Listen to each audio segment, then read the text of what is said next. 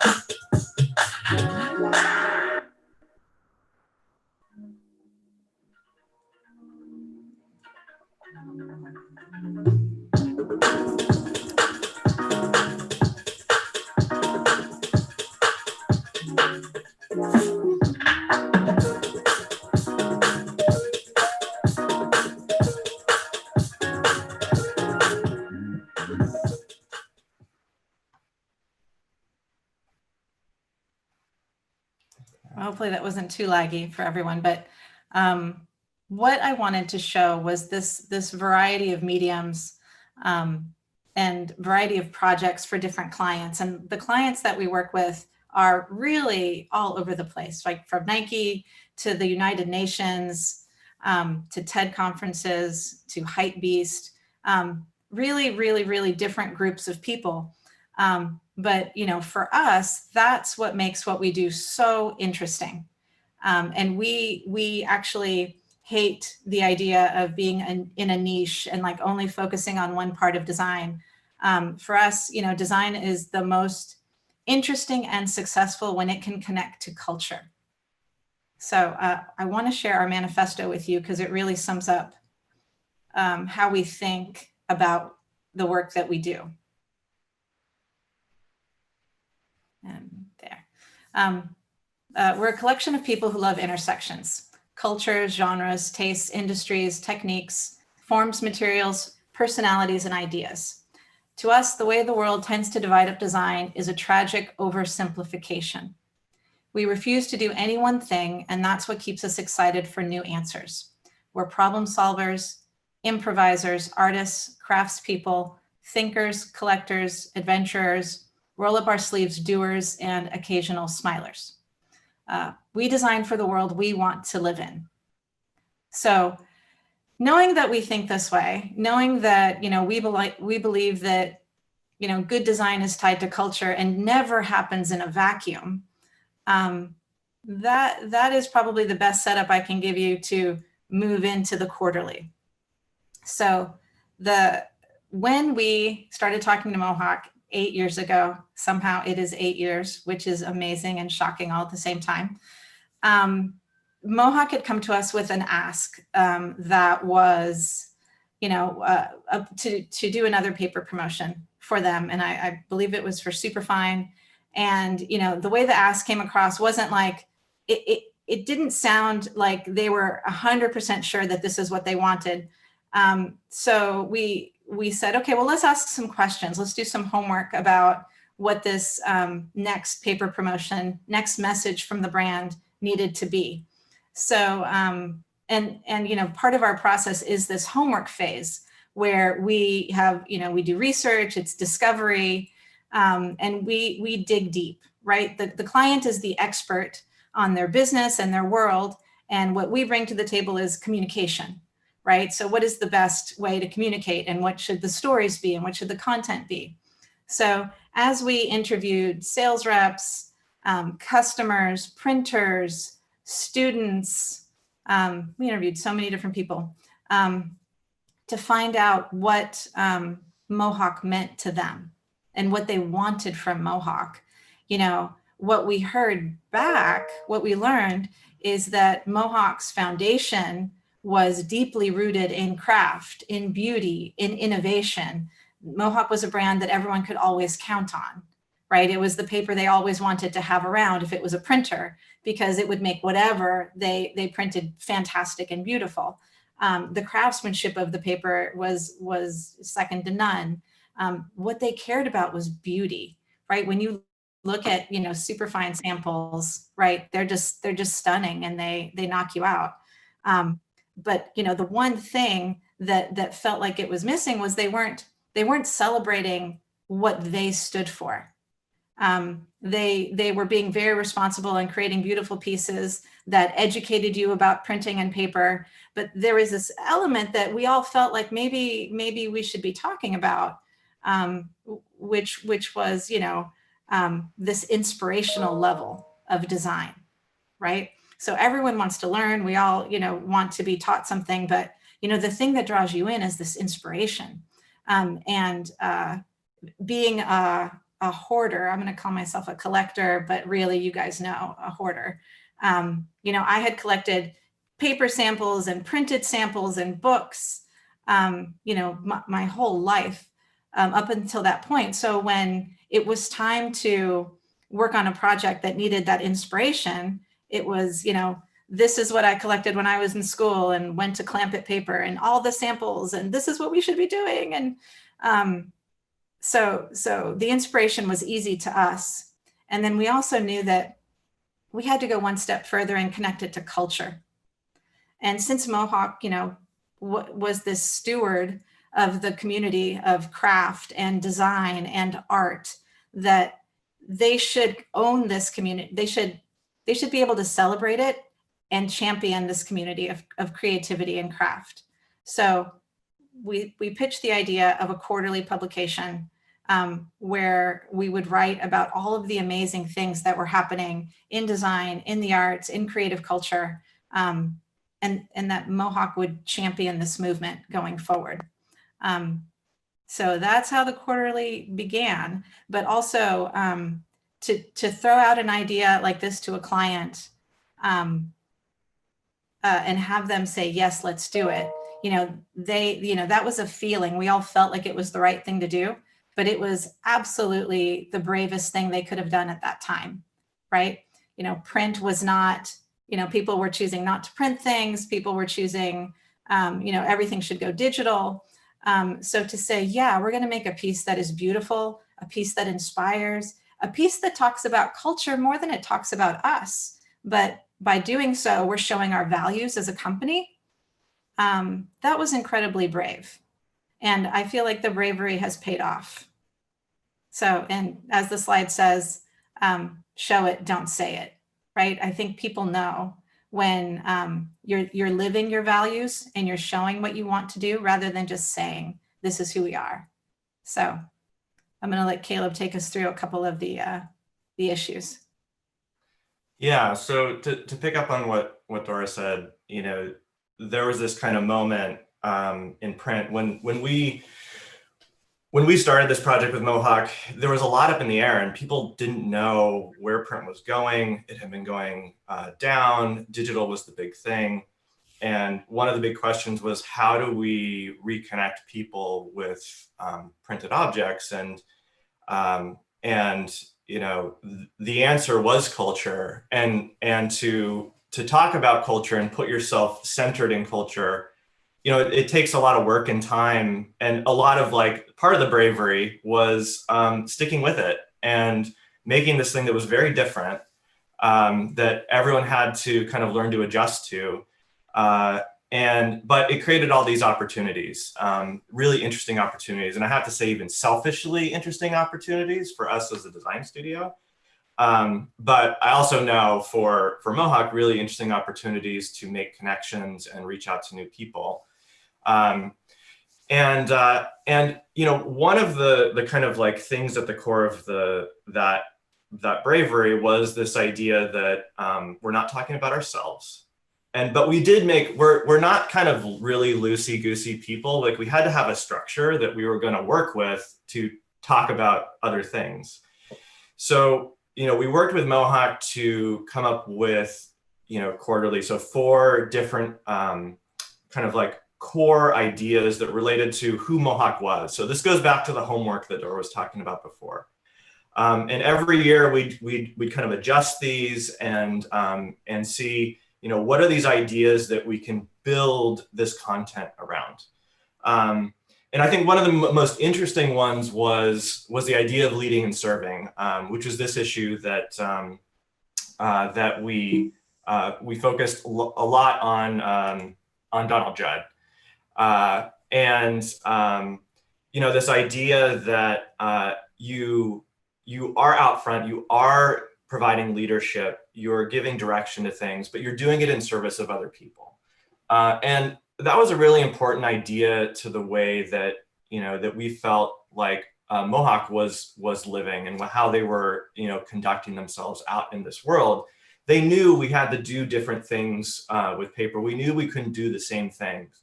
But, Mohawk paper is an ingredient that helps make things beautiful, right? The way that it comes to life is the product at its best. A sheet of paper by itself is not the same thing as a sheet of paper that's been used beautifully.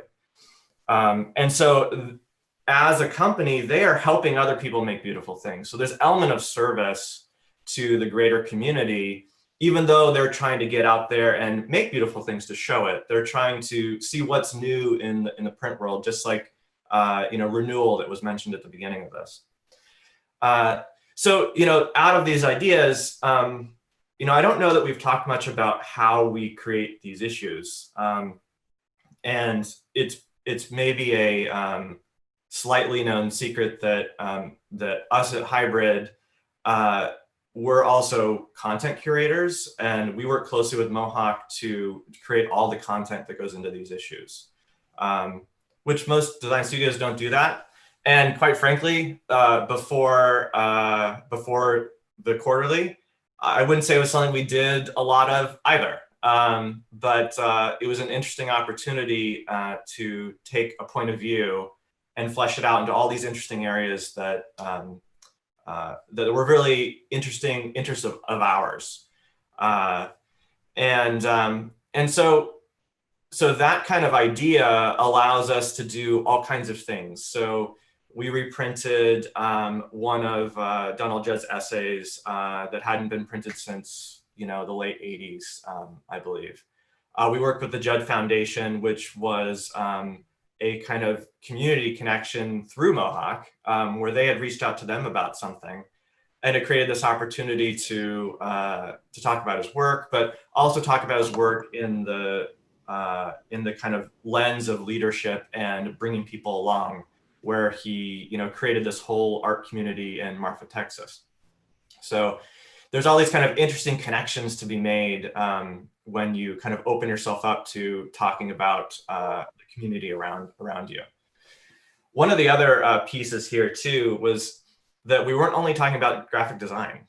So for graphic designers, the first thought is, let's do everything about design, right? Because that's what they're interested in.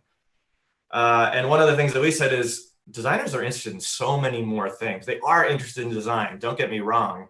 But, and this is something that we believe in at Hybrid really deeply, is that, inspiration needs to come from a wide variety of places. If you're just looking at graphic design and taking your cues, you're kind of like in this echo chamber. And some of the most interesting things happen outside of design. And so a lot of the articles that we bring into these pieces are not about graphic design at all. This one was about architecture and greenery in architecture and equity through the kinds of architecture that gets built for different kinds of people. And a lot of these ideas are really, they're things we kick around as a studio and talk about, and then we collaborate with Mohawk on which articles kind of stand out in these for each one of these themes. And each one's a little different, right? So this one was about community, a much simpler idea, but sometimes the simplest ideas allow you to find the most interesting things. And in this community issue, we got to do something where we brought together 3 different books. So the idea of bringing things together was core to the way that the form came together. But then we also got to reach out to Nick Cave, who amazingly wanted to talk to us and was interested in doing something. These kind of wonderful moments where it's like, this guy makes the coolest things, these sound suits, which are just amazing, but also connect with performances where he brings people from the community of the city that he moves to create the performance. It was this wonderful way of connecting with community, but also just I think my greatest compliment was after I interviewed him, he said, "Those were really great questions." I was like, oh man, that was just it's this wonderful experience to be inside this and making this thing. It's this joy that we really get coming from the inside. But at the same time, it allows us to explore a lot of things too. So, and I think it's important to also call out it's an opportunity to give respect to some things and give visibility to some things. So everyone's heard of Nick Cave, or not everybody, but he's a well-known artist. But then we were talking about community and the idea of creating your own space. And Skate Like a Girl, the foundation came up, which is all about creating community around skateboarding with women, which is, if you're not very familiar with skateboarding, it's kind of a duty kind of place. And so we got to interview them and talk about, how they make these spaces, what these spaces mean to them. And so it's an opportunity for us to, these whole projects are creating this world around Mohawk that bring out certain values that we want to connect with the brand. And it's, it's a way we can go really well known, and we can go into really niche things that maybe less people know about and create a bigger audience. So it's a really fun thing to do. And we get to experiment with a lot of stuff. So moving on from that, like the clear thing is that like inspiration is this really important aspect of what we create. And before I move on to the next little piece, I'll just kind of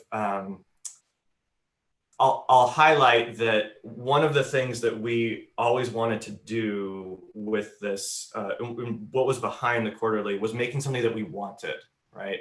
So we had this feeling that paper promotions were putting the desire of those things secondary to talking about paper or the brand or any of that. And we're like, people look at this differently now. We need to inspire first. That needs to be the first message.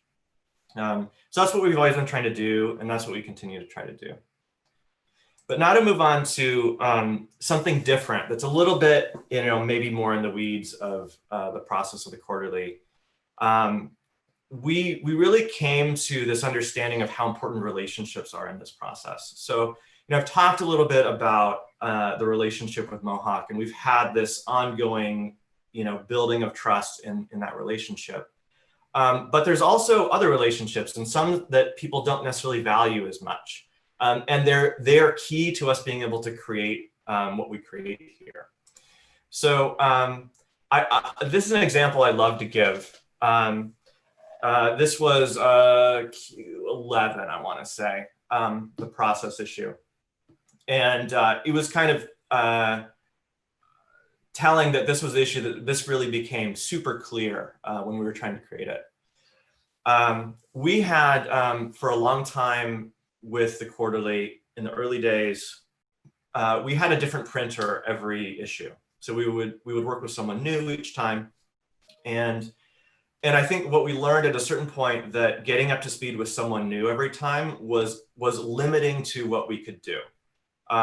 That we needed to have a more consistent relationship in order to accomplish some of the things that we wanted to accomplish, especially once we moved into a different form every issue. So we had a consistent relationship finally with a printer that we found to be really great problem solvers. And this was the core thing to this relationship, because we wanted to do things that were not the default thing that you wanted to do. So in this issue, we wanted to have these really rough edges on the piece. And there wasn't like a straightforward way to do that.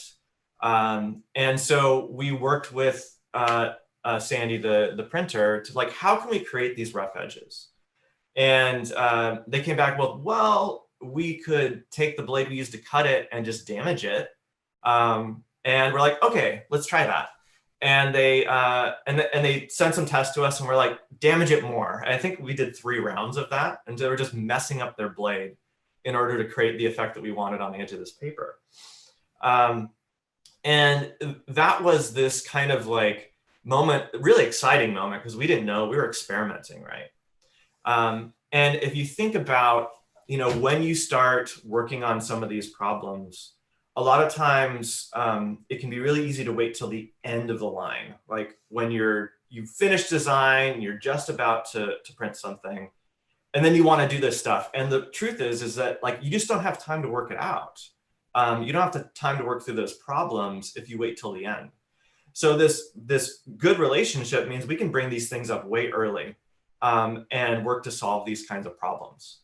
And it allows us to do things that we wouldn't be able to do otherwise. Another one of these is in this piece, we had the Smythstone binding, and they're like, what color do you want it to be? And instead of saying what color, we're like, how many colors can we make it? You know, because we have this good kind of open kind of communication. And, you know, sometimes printers can be limiting in terms of what they want to do, because it's always more work and it's always harder to do the weirder thing. And they're like, how many do you want? And we're like, let's try it. We'll do a different color along each one of these. And, you know, there are really fun discoveries to have in that. You know, I'll be really honest, we weren't thinking about how it looked inside the middle of the book when you saw all these colors come through. It was like a wonderful surprise. But again, that relationship allowed us to experiment a little bit. Another issue that we really benefited from this relationship was, this is 13, Lucky 13. And this was the disruption issue. And, you know, we had a lot of conversations about that word and kind of how stripped of meaning it gets. And we wanted to look at it again and try to give meaning back to it. And that really meant looking at something that you have expectations around and changing those expectations. So in this issue, we're like, okay, can we take something like a print, which is generally you have an edition of a print, there might be 100 of them, or there might be 1,000 of them, but they're all the same, right? And can we make a print more like an original piece of art, where each one is unique, but do it at scale? And this was a problem that that again we worked with San Diego Printer on, to use variable data printing to create 20,000 one-of-a-kind prints. We'd never done this before, and you know, how we ended up doing it was a lot of testing. There was a lot of back and forth. So you can see here that we worked with an illustrator, Maren Haas, and developed all these layers that that could be manipulated independently. And then those layers would each get their own kind of variable. So this is the kind of master artwork on the left. And then you see the kind of things we would do to each one. So, you know, this layer we would scale 1 time to 7 times, colors would shuffle. Other ones we wouldn't scale as much. And we did tests with them, like, so this is, you know, it's variable, you don't know what you're gonna get, but you also get a range of things. And we had to test a lot of those things in order to figure out what was working the best. So giving up control, but still maintaining control over kind of like probability. Very different way of thinking for us. And they were game to go along with it. And so then we had all of these, you know, different prints. I'm sure a lot of people here have some of them.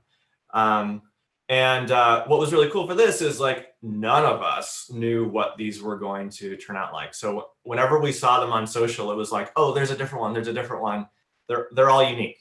And so this isn't something that you just come to a printer at the last minute and say, oh, I want to do one of these. It takes longer relationships. It takes a shorthand working together. So I would really encourage everybody to, you know, find good problem solvers and really work together on building a relationship rather than treating printers like a vendor, because you're not going to get as good of work if you do that. So then my last big piece here, something that has come out of all of our work at the Quarterly as being super important, is this idea of object quality. And object quality is something that's actually part of a bigger idea that goes way back to the print changing. This idea that everything is not printed anymore. You know, the default is not to print something. If it's not special, you maybe shouldn't print it. You know, print is about making something that catches people's attention, that they remember. If it's just gonna be straight thrown in the garbage, it's probably a digital thing. So we're definitely not proponents of, like, just print everything, print as much as you can. What we talk about is we need to think about all of the things that make print a really special object, And those are the things that we should be thinking about in our design. And so let's go back to this piece here. And I love showing what it looks like in InDesign compared to what the real thing looks like. Because I actually have a lot of gripes about how poorly InDesign tells you what the physical object is going to be like. So like, how much on the left does this tell us about what the thing on the right looks like? You know, it just tells us the flat part of it. It tells us the printed out on a sheet of paper part of it, but it doesn't tell us thickness or the different paper colors showing on the edge. You know, the edge painting, the weight of it, like how it feels on the table. You know, there's so much more to think about than what the tools we use encourage us to think about. And, you know, I've talked about this before, and I always ask people to like raise your hand if you've forgotten that a book had a spine that you were designing. It's happened to me before. There's no spine in there. And it's like, oh yeah, I have to design a spine. That's like, that shouldn't be the way that we're thinking about things. Like we need to be thinking about things as objects from the very beginning. And objects have all these qualities. They have texture, you know, they have weight, you know, sometimes even, you know, smell. So then like looking back on some of these, like some of the most important parts of this are the object quality of it. It's the texture of the edge. It's the texture of the paper. We used a very almost like sketchbook-like paper on the outside of this to give that feeling of, you know, something that's in process. You know, the binding on the outside is left open to show something that's in the process, shows how it's made. You know, all of these things come into the object that we're creating.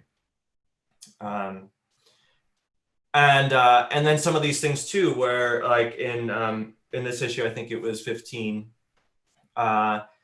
you know, we had many pieces inside of it. But we also had a binding of one of those pieces that had these loose threads on it. And again, like if you go back to InDesign, InDesign's not going to tell you anything about that. It's not going to encourage you to think that way. And so, you know, we always want to look at like, what are these, how do these things stack up? How do they feel? You know, in this piece that had multiple, I think it was 9 different pieces that were held inside, each one had its own little bit of object quality. You know, this one folded up to create the type. This is the one that had the exposed thread and how it was bound. And this was also based on a weaver, Kei Sekamachi, that used, I think she used a fishing line to create these really kind of interesting sculptural woven pieces. And so then we bring that thread and we celebrate it in the piece. Yeah, there she is. So the last little bit that I'll just talk about here, and this kind of wraps it all up. And it's that the designer's point of view is actually really important in design.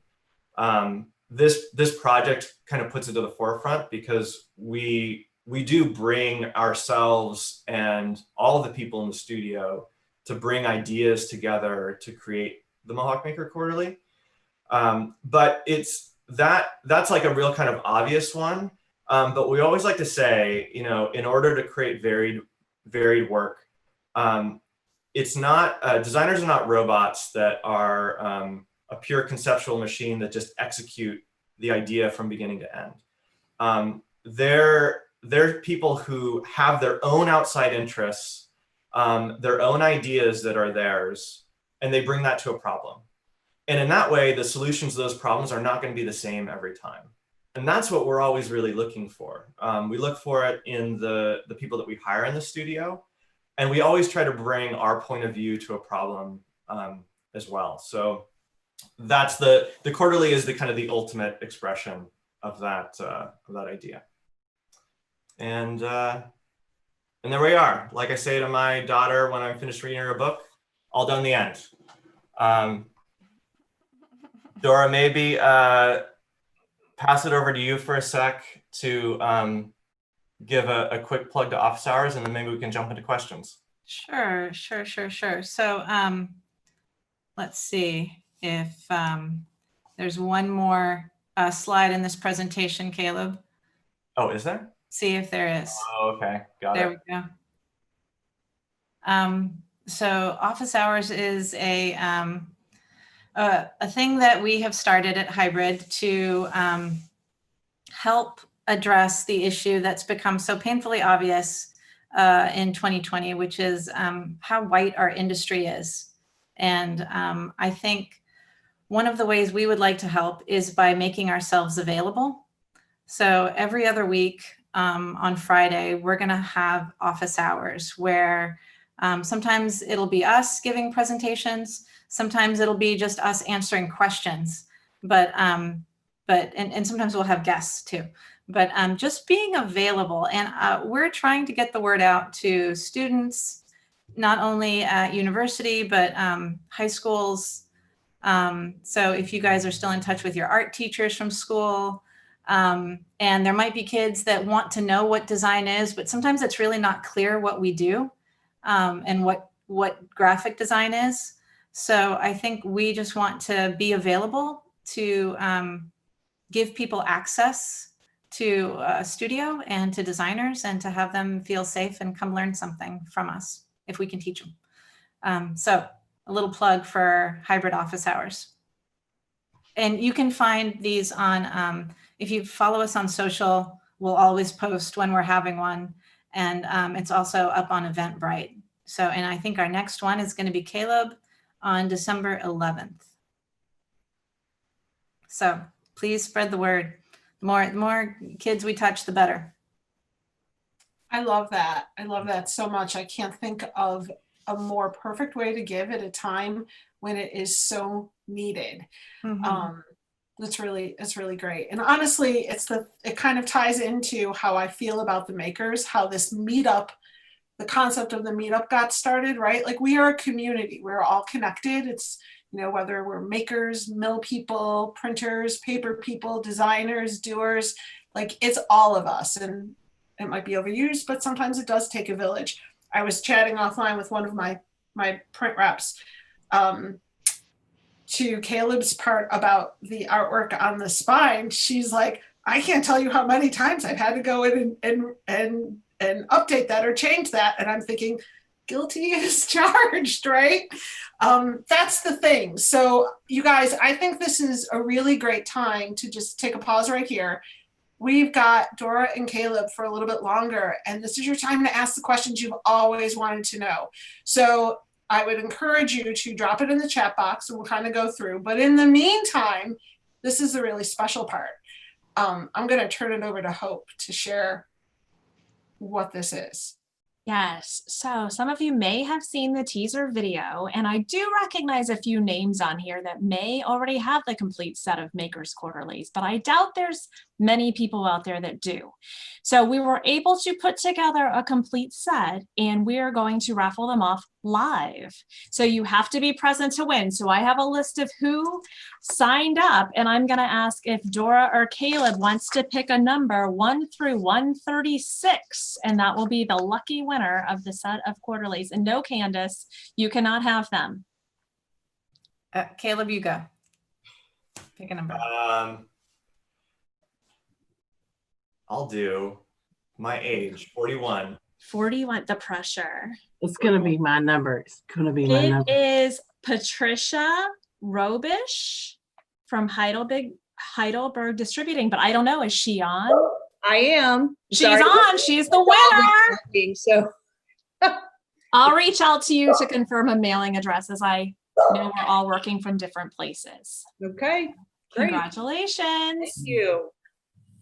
So that being said, before we start the questions, I'm going to throw into the chat box again the place that you can look at the Mohawk website so you can see all of the past issues in case you haven't had the pleasure of holding each one of them in your hand, feel free to go through. If there's one that really calls to you and you haven't seen it, reach out. We may be able to get it for you. And we're always happy to have a quick discussion one-on-one or, a little mini Zoom to chat about it, and especially where production comes in play too.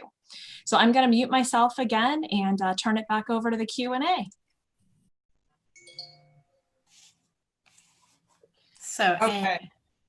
Jump in. yeah, any questions? Anything, any questions about specific quarterlies, techniques? I mean, we would love to nerd out on printing techniques too. So I have a question for you to get us started. I'm always interested, how do you, each issue has a specific topic, like community, for example, which is my favorite, and you've done it twice, but how do you choose what that topic is going to be? Caleb, you want to take this one? I've just been talking a lot. You're done talking. Okay. So we base those themes on Mohawk's values. So we'll take Mohawk's core values as a company, and then sometimes we're pretty literal, and sometimes we'll do a spin on what it is. But we go through those values over each one ties directly to it, and we just build and expand, right? Like lead and serve and community. And materials, right? And heritage and innovation, right? Like these are things and themes that we come back to often, and there's always so much more to say about them, right? So we use that as sort of like the central organizing principle each time. That's awesome. So Dora, I want to kind of employ the method when we were talking before we went live, because I just think it's really great if you guys can interact. But if you're shy, I'll speak for you. But Jonathan Schmidt, if you're here, you don't have to show your face if you don't want to. But if you want to ask your question that you dropped in the chat, it would just be nice to kind of. There you are. Sorry, there's other stuff in the background. No, I was just asking. The quarterlies are designer projects, designer dreams to kind of just do what you want, try this, try that. I know I looked at one project with threading before for binding, and it was absurd the amount of cost with that. So I just wonder, how often do you have to tell yourself, like, okay, we're getting a lot out of control here. Maybe we need to reel a couple things in. Every issue. All the time, constantly.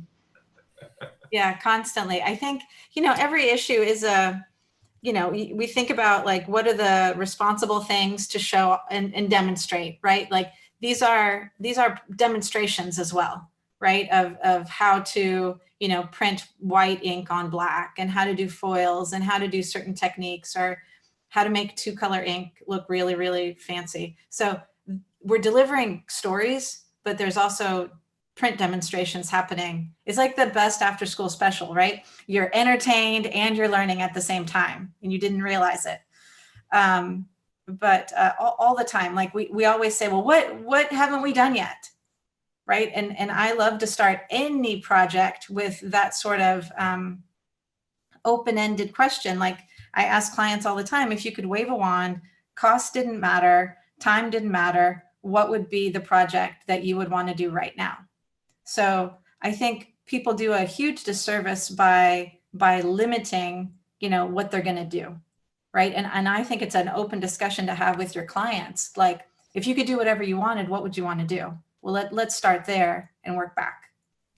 And we learn a lot every time. I think the most dreaded word is handwork. That's the thing that makes everything cost like 5 times as much as it seems like it would. We'll get, just like Dora's saying, like we'll swing for the fences normally. We'll like, we want to do this. We've never done this before. We haven't seen this. And a lot of times there's a reason why you don't see that. It's because it's crazy expensive or really hard to do. But every once in a while you can squeak through, and there's a little bit of like a path for you to follow. Mm-hmm. We've had the same experience as you with sewing. We've looked at that many times in the past, and it's been cost prohibitive. It just worked this particular time. So I would just encourage, like, that's part of where the relationships come in. A lot of times a printer doesn't do one part of it, but they can find the right person to do it. So if you have someone who's really working to problem solve for you, that can really be a benefit to being able to actually do something. And finding partners that will also educate you. Like it's a difference between someone who wants to build a relationship with you and someone who just needs a job right now, right? Like someone who just needs a job right now may not take the time to say, well, this would be in your budget if you organized your signatures this way, and this is how you would switch out paper stock, and this is how you would do, you know, X, Y, and Z, right? There is an investment, right, into a relationship by a printer. And if a printer wants to continue working with you, they're going to take the time to teach you some of these things that you may not know. And then maybe some of those things would get it within your budget. So the relationship is a huge part of this. Thank you. Every issue, it's a thing. Trust me. I love that point, but it also brings me back to, and you showed lead serve a lot. And what we didn't talk about was the partial edge painting. Could you talk a little bit about that process and kind of went into it, if there was anything maybe you learned from that or things you wouldn't do again? I learned that no one wants to paint half of a book. That was for sure. There was a lot of there were a lot of people who do edge painting, and we didn't do this personally. You know, our printer did. Went around to find the one person in the country who was willing to mask off those books and edge paint. And we had to do 2 hits of it because the paper was really strong. So you know, I'd do it again. I would totally do it again, but especially now that we know who will do it. Yeah, that's the kind of struggle that you have when you want to do something a little weird. It's not exactly high on certain people's lists. Right. And then that's to the point that Caleb made earlier about starting as soon as you can with some of the experimenting, right? If you know that you're going to edge paint, like you got to find that person early on in the process and know that you're going to be testing and color matching, you know, and testing things, right? I think we're so used to going so quickly today that, you know, you don't ask some of the questions about paper and process and technique early enough to get it done. And then you're just giving up, right? Because of timelines and things. So the earlier that you start, the better. Dora, this is actually a perfect segue to a question I have for you all. Can you talk a little bit about project timelines? Does each quarterly have the same timeline? How many people are working on it? I mean, it seems like there is a great deal of time and effort to just move the creativity forward on this. So what does the timeline look like on a quarterly? I feel like the quarterly is between 3 and 4 months. Caleb, tell me if it's about that, right? All right. Yeah. 3 to 4 months. And the way we start the quarterly is we know what the theme is going to be. We come up with the themes in advance. And then we kick off the office, everybody in the office, to come up with ideas and stories and content. So, and it's a good thing to ask a graphic designer to, you know, bring the things that they're interested in to the table and like search and like use your brain a different way, because it's not something they're asked to do all the time as well. But once, you know, it's like a muscle, right? The more you use it, the better you get at it. And then you really believe that you have a voice as well. So it's great for all of the designers and project managers in the office to like bring things to the table. And then we have a meeting where we kind of go through and we say, yeah, these stories fit, these don't, etc. I mean, people bring the weirdest stuff because you know, designers are weird too, right? And that's amazing, right? Like you didn't know that you could grow a square watermelon, but you can, right? Like the things that you learn in these meetings. And from there we begin the design process, which usually starts with form, right? It's explorations around what the form factor is. And yes, we absolutely think about what we have done before. Okay, we've done one of these, we've done one of these. What would be helpful for people to see, right? So we think about form factors, present those forms, put them together, present them to Mohawk, you know, discuss pros and cons of edge painting half a book. And then, you know, get into what some of the sample layouts are going to be on the inside. That is the design and form factor. And then at the same time, there's a parallel path of content. So, which is reaching out to the people that we want in the book. You know, figuring out who's going to write the stories. Are we writing some internally? Do we have writers that we're hiring? Where is photography and imagery coming from? So there's the editorial process, but then also the making process that's happening at the same time. Dora, Which is that's fun, which is great, which is so much fun to work on together, and a good challenge. And a good portion of the designers in the studio are working on it all at the same time. So it's a big team that works on it. That's awesome. So you sort of segued into Ronald, if you want to ask your question. It was around content. I don't know if you want to come off mute. It's Ron Hurd. I just was wondering if you could talk about how you discover makers and how you engage with those makers on the content. When we come up with the theme for the issue, we start to think about who are those lead stories that are really going to pay off the main theme that we have going in the issue.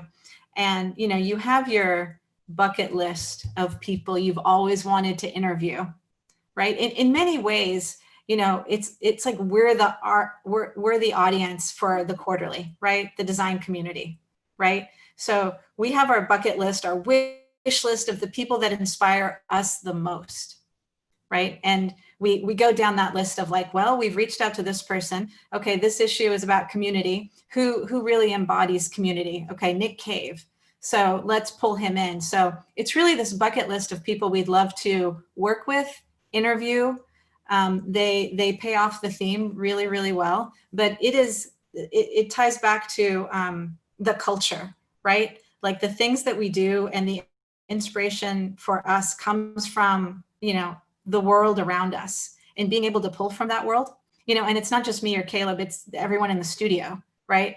And when we hire people in the studio, we on purpose hire people that are not alike, right? It is a goal of ours that if we have, you know, one person that is a great illustrator and loves to go hiking, that we then the next time we are hiring a type and grid nerd who, you know, is also a very different person, right? Like we love that clashing and we love all of those inspirations informing the work. Yeah, the one other thing I would add to that is that each issue is it's a curation. So we may have things that we love and think are really cool, but they might not be right for the theme, or the mix of things in the issue. If we're putting this in, then we're not going to put this in. So it's really a balance that we find. And, you know, there's so much cool stuff on the cutting room floor that never makes it in, that sometimes come back later or sometimes never does. So it's, you know, we definitely try to like stick to the idea of the issue and let that guide us. Okay, I kind of love that. And Chris, if you're listening, I think there's something there on the cutting room floor. I want to know more. But with that, I'm going to ask Brandon. Okay, I'm going to give you guys, this is one that I know everyone's thinking and we sometimes get shy to ask. Brandon, do you want to ask your question regarding you there? Yes. Okay. Can you hear me? Yep. Mhm. Okay, great.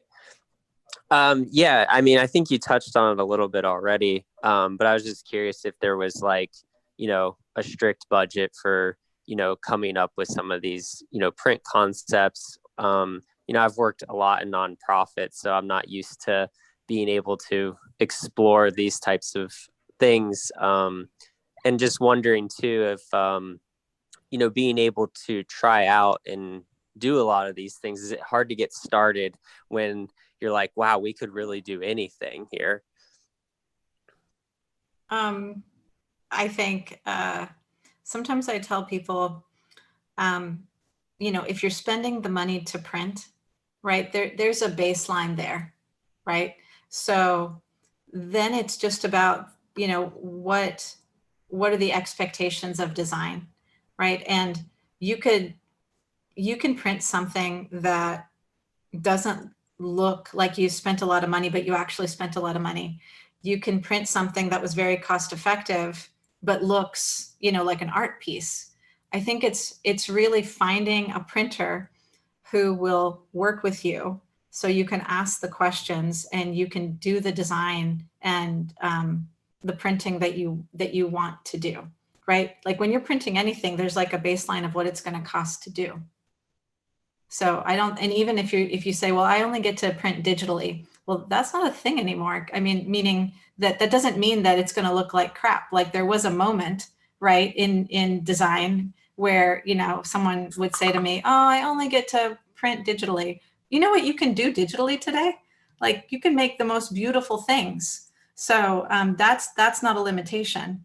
So I really think it's being able to just talk about the budget that you have, and then how can you do things that are, that would be pushing it creatively for you and doing the work that you want to do. I don't think you have to be limited by budget.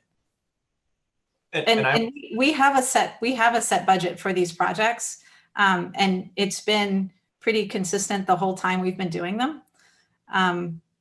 But it is a very reasonable budget. I'm not going to go into what the budget is, but it is like a very responsible budget. The other thing I'd add, this is less for the quarterly, but just in general, working with clients, a lot of times the budgets are a little arbitrary. They're like what someone thinks this should cost. And sometimes for us, it's about providing a reason why you would want to do something and helping understand what that costs to do that. So, if you can get a client to fall in love with, doing certain processes because it really gets across what they're trying to get across, always tying whatever you want to do in print to the idea, to the message or the way that they present themselves. Sometimes they adjust the budgets, or just like Dora was saying, there are ways they're willing to take certain things out so you can simplify one part in order to get what you want out of the other part. And that's something that I would say we've probably gotten better at doing with more knowledge of printing and costs and printing, and a close relationship where we can find things out pretty quickly about, how to adjust things. So it goes back to the relationship again, but also the relationships we have with our clients where like we can work together on getting to what we want it to be and having them invested in what the end result is going to be. I think to build on what Caleb is saying, sometimes, the marketing or whoever your client is comes to you with an ask, and it's to print something. We recently had a client come to us and want this whole, it's like this trends report to be put into a gift box. And they also have the trends report. They have a website that they're building for the same exact report. But, if they put the whole report on this piece of paper, the budget wouldn't go far enough to do all the fun things we wanted to do. So we worked with them and said, if we include the highlights on this report, then you can do X, Y, and Z. And then this is more of a keepsake. And then you drive everybody to the website to long form, read it out. So there's ways to talk about, like, you could do this, or you could do X, Y, and Z. So to be able to work with your client to understand what will make something look more special. Like, truthfully, when something is printed, I want people to hold on to it. Like, I don't want them to throw anything away. My goal is for them to grab it, touch it, feel it, smell it, all of that stuff with print. So they have this visceral emotional response to it. So, figuring out ways to turn your project into that involves negotiation sometimes, but it can be done. I'll add to that, Dora, just because I think what you and the team at Hybrid and Mohawk have given us, while I'm a paper person, for all of the creatives we work with, this is actually a sales tool. And I know that word can feel really funny for creatives to use, but when you are with a client, like the library of makers shows, I think, just about every production technique imaginable. And what I have found, I know Terry, Hope, we all have stories. The moment you get the client to hold or feel that, make that physical connection to the piece, all of a sudden the budget will open up because they're visualizing whether it's a business card being foil stamped or just the cover of an annual report, something you took that 2D concept and you made it real for them. Hope tells a great story of a client holding the dummy up against themselves the entire presentation. The budget opened up. That conversation was no longer there. They find a way. And that to me is how, in general, with really good mill promotions and print samples, you acquire this library of pieces throughout your career. Terry and I laugh. We have a keeper file, write our names on things. She has a library card that goes out with them. That's how I'd encourage you to use the Mohawk Maker in a sales capacity. I know it can feel weird, but it really does kind of do that part for you. And I guess with that being said, I wanted to ask you guys a question each, Dora and Caleb.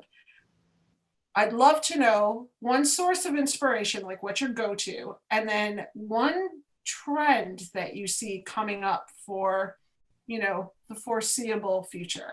Curious. Inspiration. What's my go-to inspiration?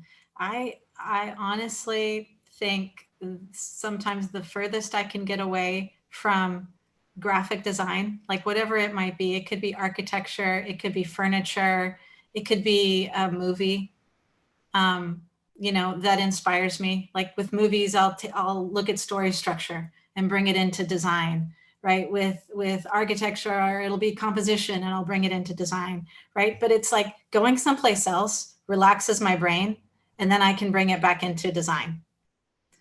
That's where I have fun. It could be gardening, honestly. Like the color palettes, right? Like in gardening, or cooking. And the other question was a trend. Oh man, trend is hard. But since we've spent so much time in print, I will say that I see people printing more as an artifact, as like this document of a very special moment in time. And even when I go to a client that is like a .com, back in the days when you would go in, I always bring printed samples, even if that's not what the project is about, because I know that somewhere they have a project where they want to document this moment in time. So this idea of printing being this artifact that doesn't disappear into a hard drive, I see more and more and more. It's just becoming more special. Thank you, Dora, for giving me time to think about my answer. You're welcome. You're welcome. I'm going to give a little bit of an abstract answer to the inspiration.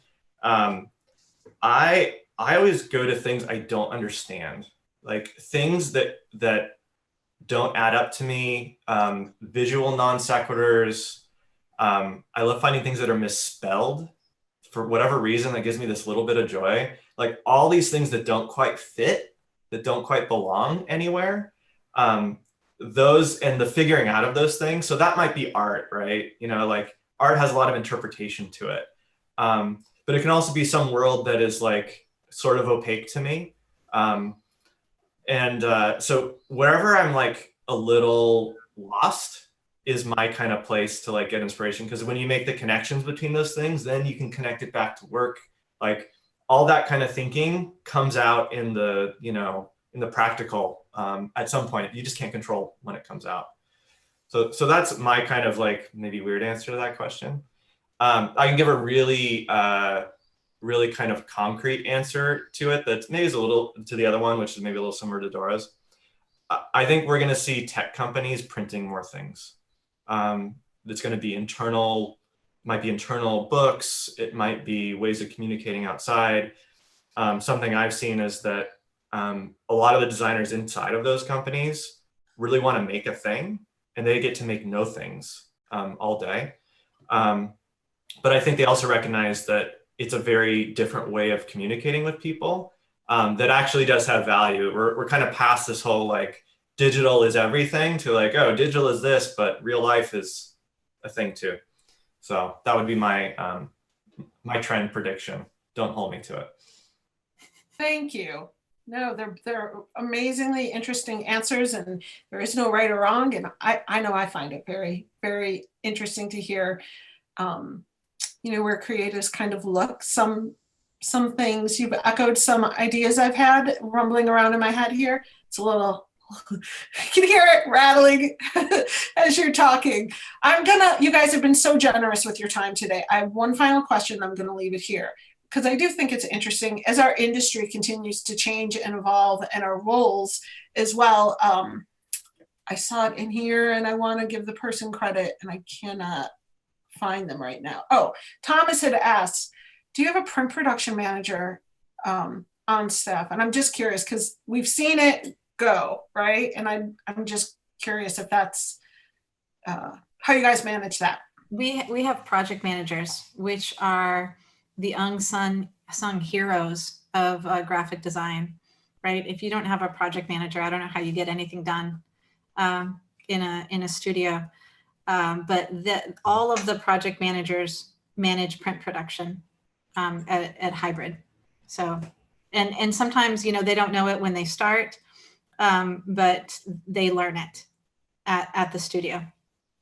We're also not the best people to ask about specialized positions within our studio, because we have a lot of people who do a lot of things, and that's just the way that we work. Yeah. So, like we don't have a strategist, we don't have a print production person. We kind of encourage everyone to learn all of those different skills versus, centralizing it in like one person on the team. Mm-hmm. Love that. I just think it's better for the business and for the individual as well, right? You grow infinitely. Agree. All right, Terry, do you have anything to add? I think we're gonna let these guys go. They've been super generous, but I know I've been chatting a lot. Yeah, that was terrific. I mean, it's been it's a favorite of mine, all the makers. I'm a hoarder of the makers. I have 2 complete sets. Wow. One of them has all of my library cards for loan.